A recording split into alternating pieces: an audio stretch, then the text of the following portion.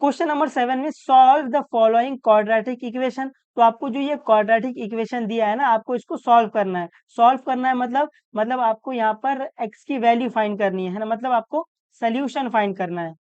ये समझा? सॉल्व मतलब आपको इस क्वाड्रेटिक इक्वेशन को सॉल्व करके इसकी x की वैल्यू फाइंड करनी है या फिर सोल्यूशन फाइंड करना है।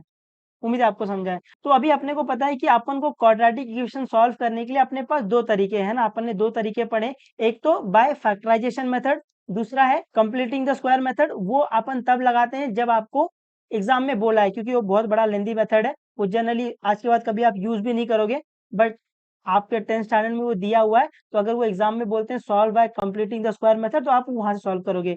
तो मेनली आपके पास दो मेथड है, एक तो factorization method, completing the whole square method ये यूज नहीं करते, तो इसको अपन गिन नहीं रहे इधर।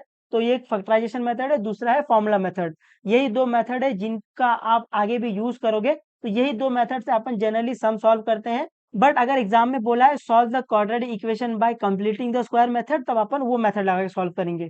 ठीक है? तो अभी आप अगर देखोगे ना, ये 6 के 6 सम है ना, इन 6 के 6 सम को आप है ना फैक्टराइजेशन मेथड से नहीं सॉल्व कर पाओगे। तो अपन यहाँ पे डायरेक्टली फॉर्मूला मेथड लगाएंगे। जैसे आपको पता है कि फॉर्मूला मेथड से आप किसी भी क्वाड्रेटिक इक्वेशन का सोल्यूशन फाइंड कर सकते हो। अगर आपको चाहिए तो आप देख भी लेना, आप इसमें से एक भी इक्वेशन को आप फैक्टराइजेशन मेथड से सॉल्व नहीं कर पाओगे, तो अपन डायरेक्ट फॉर्मूला मेथड लगा देंगे। ठीक है? तो क्वाड्रेटिक इक्वेशन को फॉर्मूले मेथड से सॉल्व करने का स्टेप क्या था? पहले अपन क्या करते थे, फर्स्ट स्टेप में अपन ए बी और सी की वैल्यू फाइंड करते थे। सेकंड स्टेप में अपन क्या करते हैं, बी स्क्वायर माइनस 4ac की वैल्यू फाइंड करते हैं।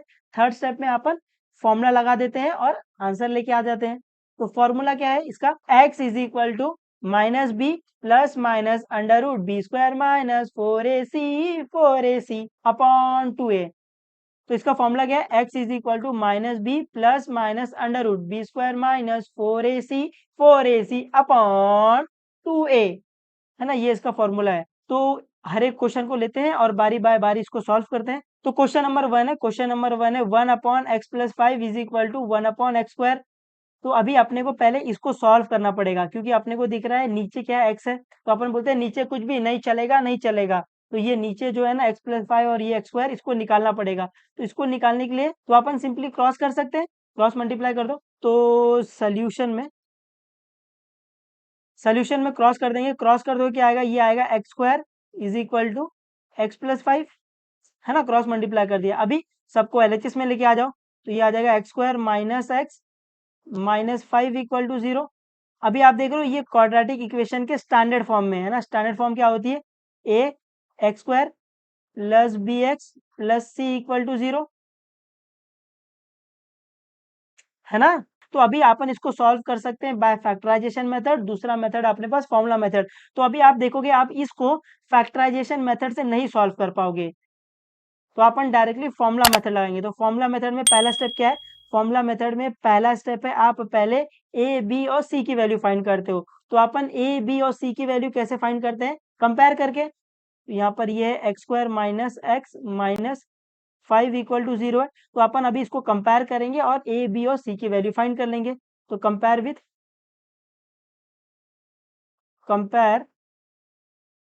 विथ किससे कंपेयर करना है, यहाँ पर आपको दिख रहा है कि वेरिएबल x है, तो अपन कंपेयर किससे करेंगे, A x² plus B X plus C equal to 0।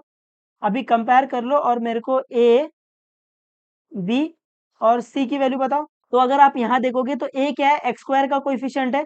तो यहाँ पर x² का कोएफिशिएंट क्या है, 1 है, तो ए की वैल्यू 1 आ जाएगी, कॉमा। बी क्या है, बी यहाँ पर x का कोएफिशिएंट है। यहाँ पर x का कोएफिशिएंट क्या है, कुछ नहीं है, मतलब 1 है। तो x का कोएफिशिएंट क्या आ गया, -1 है ना, साइन के साथ में लेके चलना है आपको। तो b क्या आ गया, -1। और c क्या है, कांस्टेंट है। तो इस इक्वेशन में कांस्टेंट क्या है, -5 है, तो c की वैल्यू -5 आ जाएगी।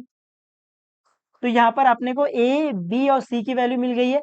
सेकंड स्टेप में अपन क्या करते हैं, सेकंड स्टेप में अपन b² माइनस 4ac की वैल्यू फाइंड करते हैं। तो सेकंड स्टेप में अपन क्या करेंगे, सेकंड स्टेप में अपन b² माइनस 4ac की वैल्यू फाइंड करेंगे। अभी सबकी वैल्यू डाल दो, b क्या है इधर, b -1 है, तो ये -1 का स्क्वायर आ जाएगा, माइनस 4 इंटू a क्या है, 1 है, और c क्या है, -5 है। ऐसे अपन इसको थोड़ा सॉल्व कर सकते हैं, बिल्कुल। तो ये आएगा -1 का स्क्वायर क्या आएगा, 1 का स्क्वायर क्या आता है, 1 आता है। और अपने को पता है नेगेटिव नंबर का स्क्वायर क्या रहता है, पॉजिटिव रहता है। तो ये -1 का स्क्वायर क्या रहेगा, 1। और ये 4 वन जा 4, 4 वन जा 4, 4 5 जा 20, माइनस इंटू माइनस प्लस, ये समझा है। 4 वन जा 4, 4 5 जा 20, माइनस इंटू माइनस प्लस, तो ये आ जाएगा +20। तो ये 1 + 20 क्या आ जाएगा, 21। तो बी स्क्वायर माइनस 4ac की वैल्यू क्या आ गई, बी स्क्वायर माइनस 4ac, इसकी वैल्यू क्या आ गई, इसकी वैल्यू आ गई 21। ठीक है। अभी थर्ड स्टेप में अपन क्या करेंगे, थर्ड स्टेप में अपन फॉर्मूला लगा देंगे और आंसर लेके आ जाएंगे। तो फॉर्मूला क्या है, फॉर्मूला है x is equal to -b + - B square minus 4ac upon 2a, है ना, यही फॉर्मूला है। तो अभी जिस जिसकी वैल्यू पता है वो डाल दो। तो ये आएगा माइनस, बी की वैल्यू क्या है, -1 है, प्लस माइनस अंडर रूट, और ये बी स्क्वायर माइनस 4ac की वैल्यू अपन ऊपर फाइंड करके आ रहे हैं, ये क्या है 21 है, अपॉन 2 इंटू ए क्या है 1 है। ऐसे अपन इसको थोड़ा सॉल्व कर सकते हैं, बिल्कुल। ये माइनस इंटू माइनस प्लस, तो ये 1 आ जाएगा सिर्फ, और ये plus minus under root 21 upon 2 into 1, 2 आ जाएगा। ठीक है। आपने को पता है कि 21 रूट के बाहर नहीं आ सकता है ना, अगर आप 21 का फैक्टर निकालोगे तो 7 इंटू 3 आएगा, या फिर 3 इंटू 7 आएगा, तो वो रूट के बाहर नहीं आएगा। तो ऐसे ही, तो अभी आपको दिख रहा है कि यहाँ पर प्लस माइनस है, तो अपन यहाँ ले सकते हैं x इज इक्वल टू, एक बार प्लस ले लो एक बार minus, 1 plus under root 21 upon 2, और x is equal to 1 minus under root 21 upon 2।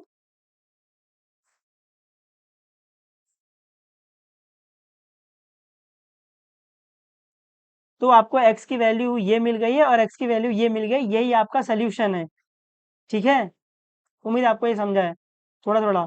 तो आप ऐसा लास्ट में लिख सकते हो, the root of the given quadratic equation are ये और ये, या फिर the solution of the quadratic equation ये और ये। ऐसे मैं आपको एक बार लिख के दिखा देता हूँ, बट मैं नेक्स्ट टर्म से नहीं लिखूंगा, तो आपको ये समझ जाना है कि आपको इसके बाद स्टेटमेंट लिखना है। तो आप ऐसे लिखोगे, the root of given quadratic equation are क्या रहेगा, 1 plus under root 21 upon 2 and 1 minus under root 21 upon 2। ये क्या है, यही आपका रूट है, यही आपका सोल्यूशन है। उम्मीद है आपको ये समझा है। लास्ट में अगर आप ऐसा स्टेटमेंट लिख देते हो, वो थोड़ा अच्छा रिप्रेजेंट करता है, बस। ठीक है।